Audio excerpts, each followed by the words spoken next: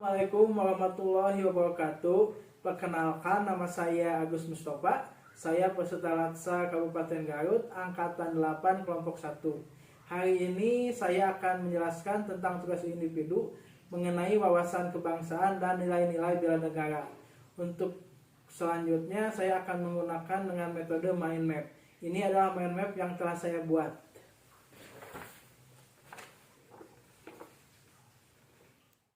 Di sini saya akan menjelaskan tentang wawasan kebangsaan dan nilai-nilai bela negara.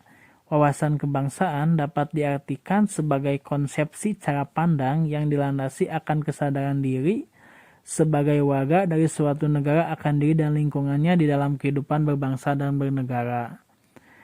Selanjutnya ada beberapa titik penting dalam sejarah bangsa Indonesia.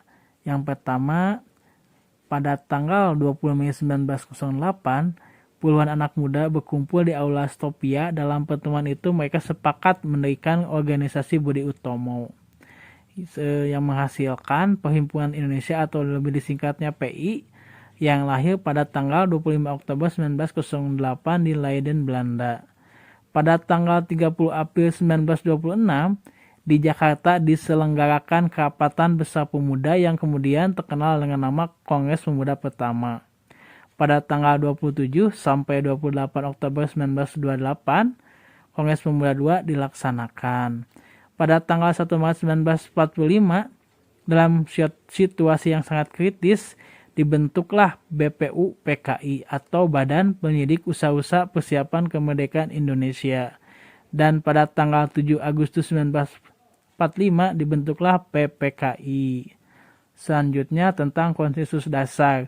Konsensus dasar itu ada 4. Yang pertama NKRI, Pancasila. Yang kedua, yang ketiganya Bhinneka Tunggal Ika. Yang keempatnya Undang-Undang Dasar 45. Selanjutnya tentang identitas NKRI itu ada 4. Yang pertama bendera sang merah putih. Yang kedua bahasa Indonesia sebagai bahasa persatuan. Yang ketiganya lambang negara Garuda Pancasila. Dan 4 lagu kebangsaan Indonesia Raya. Selanjutnya saya akan menjelaskan tentang nilai-nilai bela negara. Bela negara sendiri itu adalah suatu tekad, sikap, dan perilaku serta tindakan warga negara baik secara perseorangan maupun kolektif dalam menjaga kedaulatan negara, keutuhan wilayah, dan keselamatan bangsa dan negara yang dijiwai oleh kecintaannya kepada negara kesatuan Republik Indonesia yang berdasarkan Pancasila dan Undang-Undang Dasar 1945 dalam menjamin kelangsungan hidup berbangsa dan bernegara dari berbagai ancaman.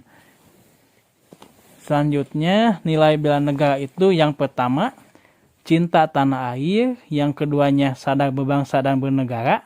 Yang ketiga, setia pada Pancasila sebagai ideologi negara. Yang keempat, rela berkorban untuk bangsa dan negara. Yang 5, kemampuan awal bela negara. Selanjutnya, implementasi bela negara sebagai ASN.